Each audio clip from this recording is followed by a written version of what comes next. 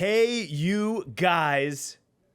I'm Zach Goldsmith, seated next to El Caballero Bembelak, and welcome to another episode of To Live and Buy in Los Angeles.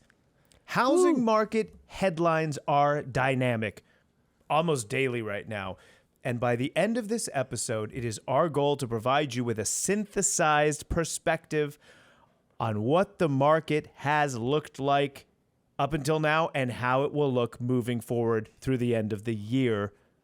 Let's dive right in. I want to be clear here. We're going to talk national market and local market, so some LA stuff to look forward to. Wall Street Journal is reporting that the fall in home prices may already be over. Home prices stopped dropping in the U.S. for 5 consecutive months as of July. The quick recovery suggests that the housing downturn may be shorter and shallower than expected. Scarcity is the big reason for the recovery. Well, let's turn to CoreLogic, a trusted source of information in the world of real estate. U.S. home price gains rose 2.5% year over year in July to mark the 138th straight month of annual growth. The annual acceleration reflects 6 consecutive monthly gains, which drove prices about 5% higher compared to the February bottom. That said, high mortgage rates have slowed additional price surges, with monthly increases returning to regular season averages. In other words, home prices are still growing, but are in line with historic seasonal expectations. Would you agree? Well, yeah, and I want to say that CoreLogic is, if you've ever heard of Case-Shiller, that's the guys who predicted the crash in 2008. They're one of like 3 sources that we turn to for forecasting. So big report coming from them. I mean, they're not Nostradamus, but, they've been pretty accurate so far, so we go with it. I mean, they and Ivy Zellman are like the two, for national housing market, they're the 2 people I always turn to, and they're like a little bit more aggressive and not just like playing in the the safety zone there when they make a prediction. Yeah, so also part of their report, the 11 states that saw home price declines were all in the West. Idaho with the most at a 5.7% drop, and then Nevada, Montana, Washington, Arizona, Utah, Oregon, Colorado, Texas, Wyoming, and California coming in at 0.3 tenths. Big hits in the West. What do you attribute that to? The horses? Being able to get around through horse and carriage? I think that, I'll answer your question. I know part of it was like facetious, but the thing is like 0.3% statewide for California is not a big hit. I'll take it. But we're going to see something different locally for sure. But I think the reason for it in the West is, believe it or not, I think part of it is the taxes that we pay. And I think it is the way our government policy is run. For example, in Los Angeles right now, we are seeing like these group robberies in retail malls, and it's against the law. You can get fined for trying to stop them. So I think that if you pile on homelessness, crime, cleanliness, cost of living, cost of buying, people are just like, I'm out of here. I had enough. So that's why I think that's happening. Certainly in California, and I think too many states are taking our lead, which normally in good times is a smart move. Right now, I don't think so. Yeah, it's just I think people are reaching their patience threshold.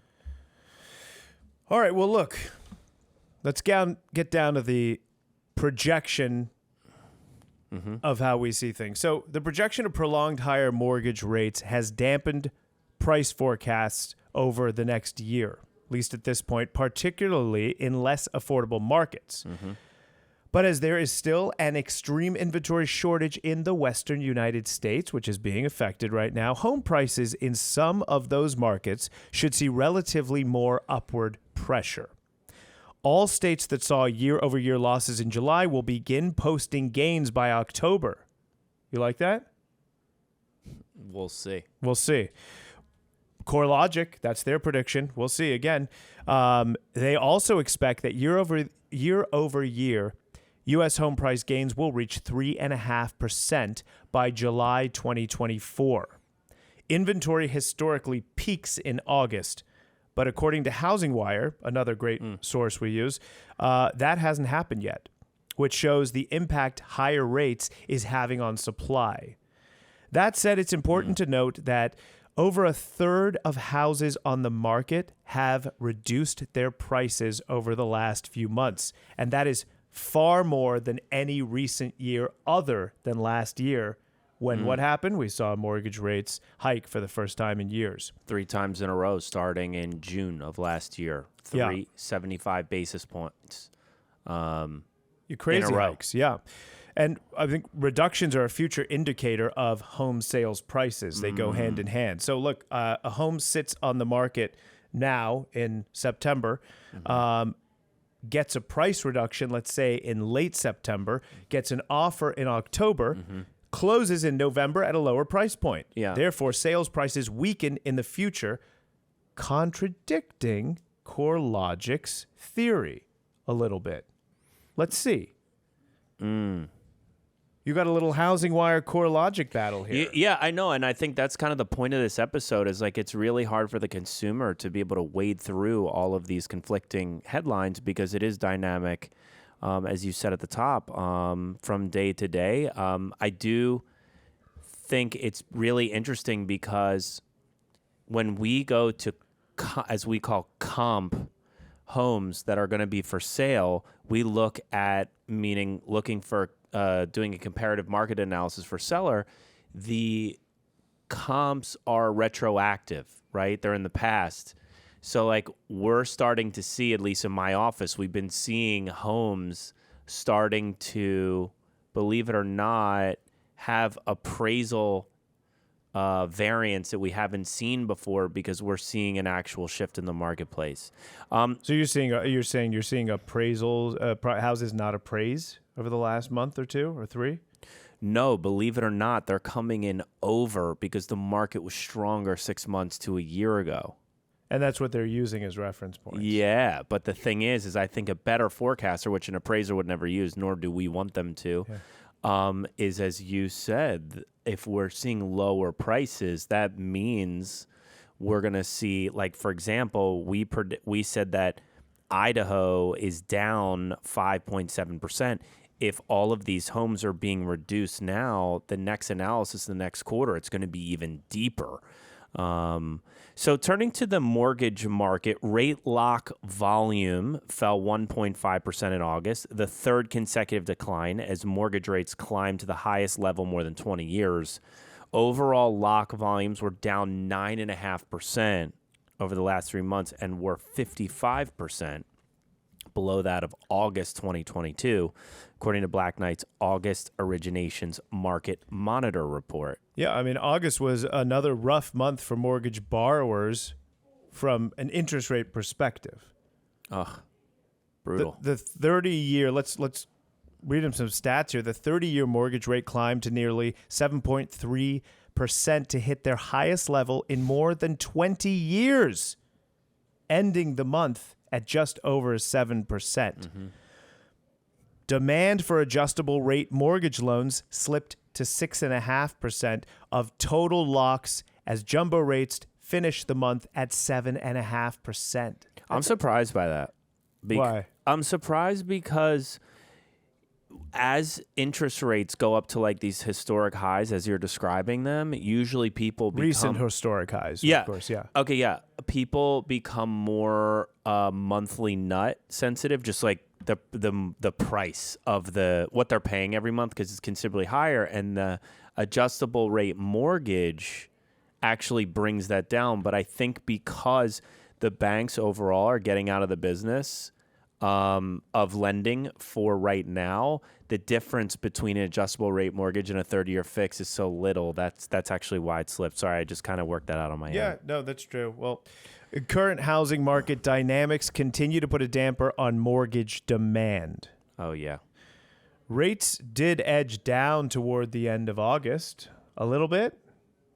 Little. But, a little. But prospective home buyers still face the least affordable housing market in nearly 4 decades.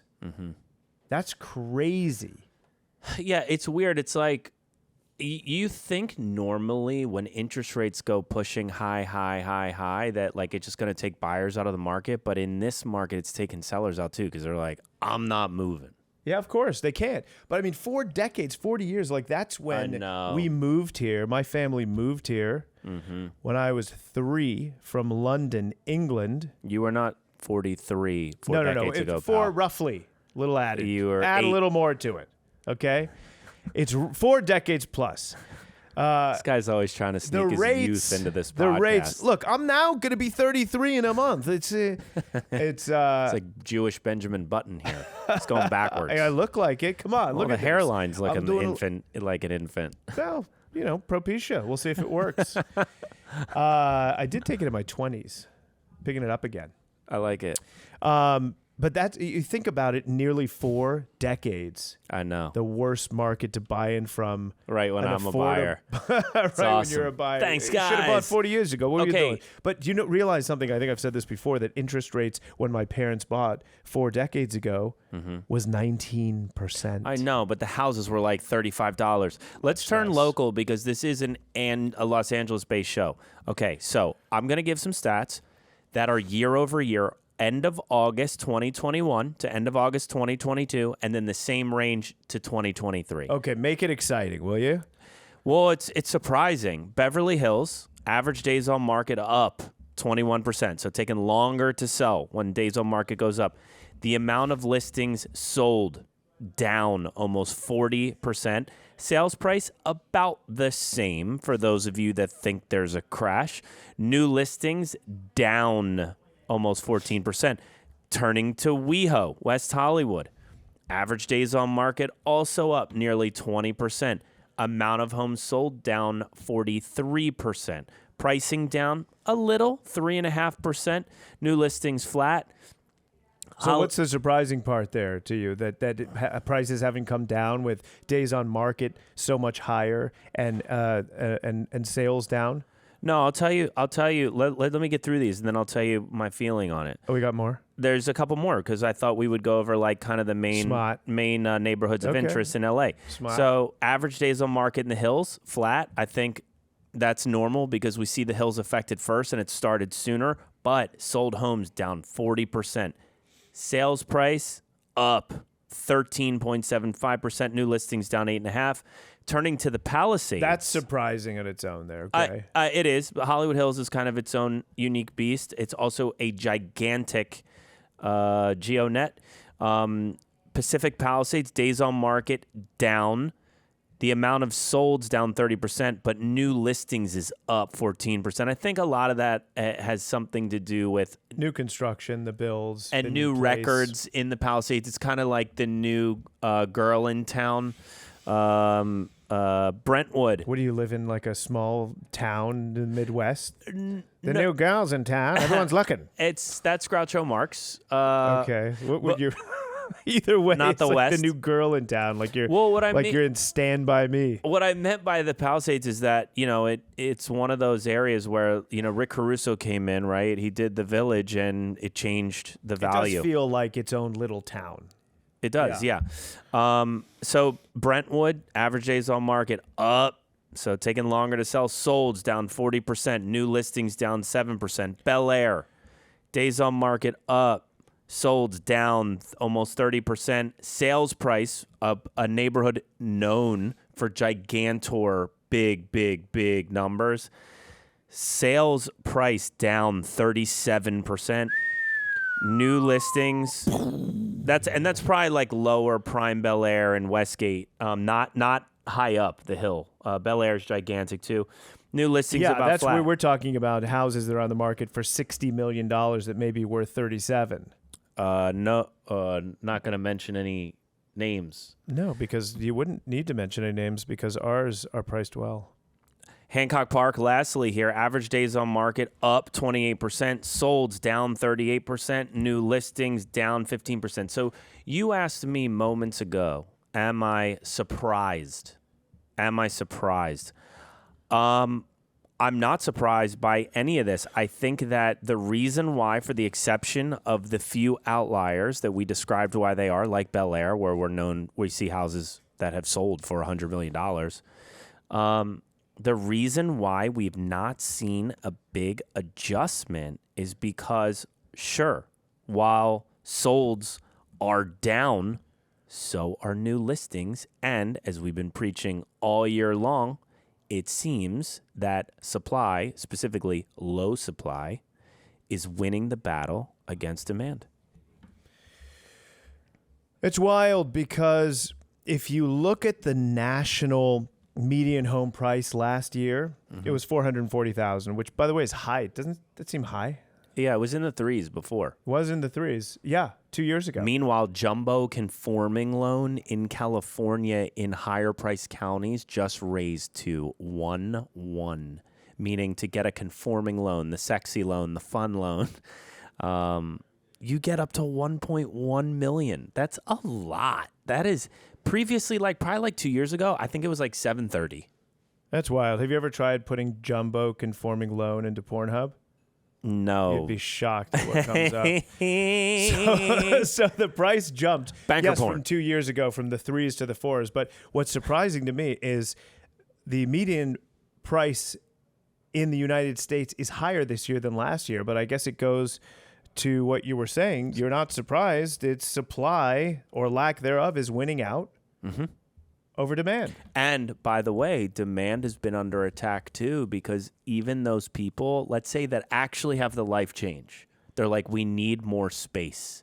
I think that the breadwinners of the family are turning to each other and saying, we have a 3% interest rate.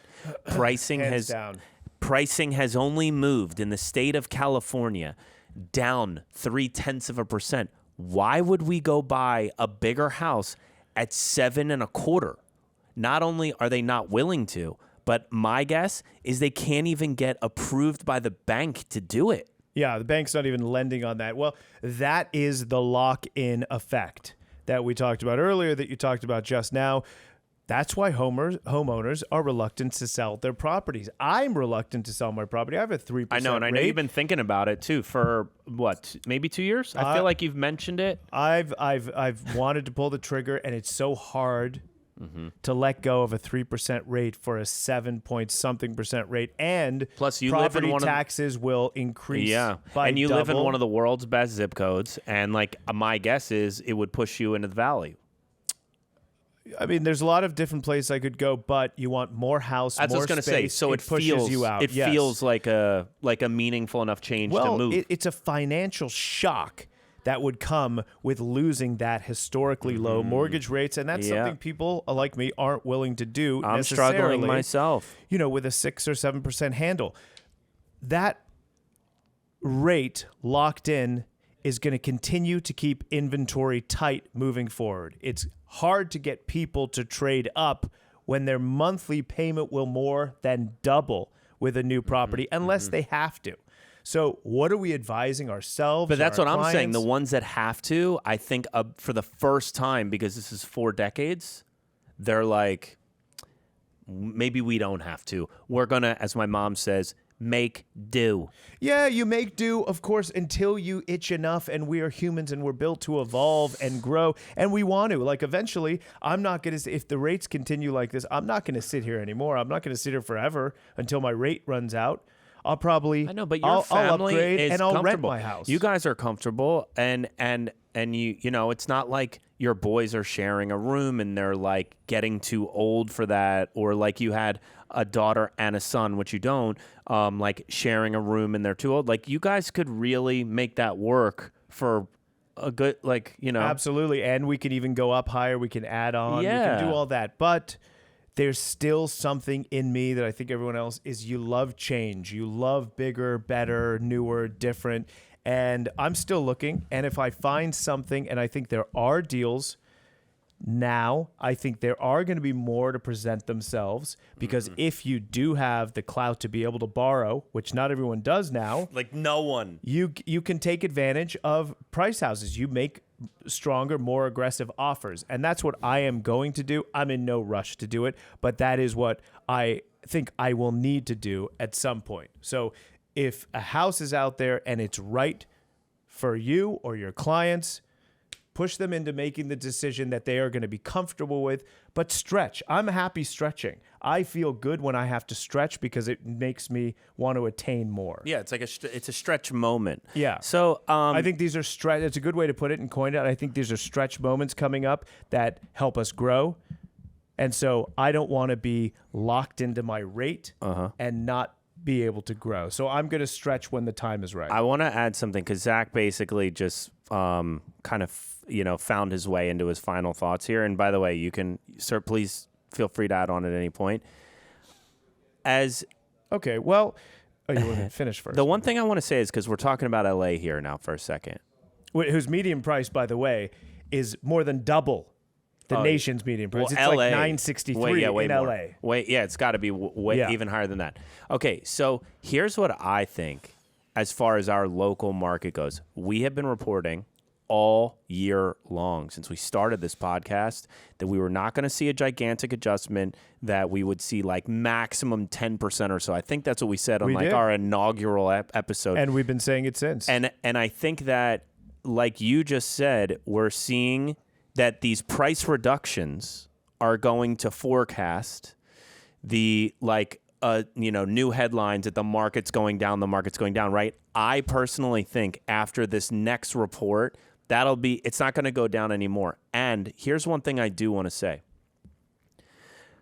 We live in a town full of a lot of self-employed people, at least in the market that you and I sell in, whether they're in entertainment or some other version of self-employment. And by the way, you and I are both incorporated. We've done financial episodes on this, but under the IRS, they still look at us as self-employed. They still categorize us as that. For the people that had a bad year, let's say in 2022, or for those that had a bad year in 2023 because of a prolonged actor and writer strike, they're not buying. They are not going to buy, and that tax return will stay with them for a year until they decide to pay their taxes. Now, they could pay them a little sooner. I'm guessing they're not so cash positive because they've been on strike. And then they hold, let's say, to the September 15th deadline, which actually this year is pushed to October 15th. But I do think it's going to have this still kind of tug of war between demand and supply, because I feel like we're finally experiencing in Los Angeles less demand, meaningful less demand. In LA, maybe not the rest of the country, but in LA, we're feeling meaningful less demand and less inventory. So like we're not seeing that much of an adjustment. It's like we're in this like perpetual market stalemate. Yeah, I think where we'll also see a little bit more of an adjustment is in the second home market, the vacation market. I think they're getting hit. Here's another one that you've been contemplating for a while. Yeah. Which I did a bunch at the 3% rate had we seen that coming. Well, that's what I did. Yeah. Luckily. One smart move I ever made was buy a house in the desert at 3%. Yeah, and I think like we've seen home prices here come down 10% over the last year, kind of like what we predicted. Max, right? Yeah, some have come down that much. Some hoods. Yeah. I think as an average, 10%, and I think the secondary market is getting hit harder. I think it'll continue to get hit harder, and I think that will be another place of opportunity both for living and for investment. So I think we stick around, and while the interest rates stay here, while supplies stay low, this kind of evens out. I'm seeing more activity pick up post-summer anyway. Now, post-Labor Day, things are picking up again, and I think just people have that itch. Your buyers are, or listings are like, I'm ready to put on the market? No, I'm seeing buyers ready to pay. So buyers, different. Ready to pay prices, though, now. And also... Sure, they don't want to buy an 8.5 house for 8.4. They want to buy it for 8.1, but fine. That's the adjusted price. I mean, and then everyone's happy. but I just want to say, of all of the neighborhoods I just named, Beverly Hills, WeHo, Hollywood Hills, Pacific Palisades, Brentwood, Bel Air, and Hancock Park, aside from Bel Air being an extremely skewed stat for the reason that we mentioned, none of these have really, the price year over year, August to August, 21 to 22, 22 to 23, none of them have dropped more than like 4%. Yeah. Some of these are up. So maybe we'll get to this 10% number when we see a little bit of pain at the end of this year. But so far we haven't seen it. So those of you guys looking for a cheaper house, for those of you guys that have been waiting for a cheaper house, my advice to you as your real estate advisor is the cheaper house is not necessarily going to come in the form of getting a 3.5 house for $3 million. You got to buy a $2.5 million house, or you're going to watch the market pass you by, and it's going to cost you more money next year for less house. So your advice is to jump in at a lower price point Just than you bite wanted. the bullet, because Woo! by the way, this is what I'm going to do. The reason why I'm saying this is because I think that once interest rates go down remember the episode we did where they were like, oh, it's a tightening interest rate and then there's expansionary interest rates. I think once interest rates come back down again, we are going to see pricing go up for sure. And then I'd rather just get out of that house quickly, make a quick income, and that's it. That's one way to go. I'm going to jump to a higher price point with a higher and interest stretch, rate, and commit then- financial suicide. And then I've done it every time. And inshallah, it's worked out. Yeah, but your interest rate is not 4-decade high. No, but it's still historically low at 7%. And I predict it'll get down to 6% soon in a few months. I think we'll see some lowering of interest rates, but I think that demand will continue to be high, especially when interest rates lower. So I don't see too much going on in the market. Over You the got end of steady the year. income. You have steady income then, but all those actors and writers and all those guys who will have a bad tax return, they will not be able to refi because the bank will say you have declining income. Correct. And there will be a lot of them who have to sell. So locally, there will start to be opportunities. That's interesting. It's sad because a lot of them are us. That's interesting. But where there is downfall, there are opportunities, and I think we're going to see those in the upcoming months. I hope this was helpful. It was helpful for me to hear it.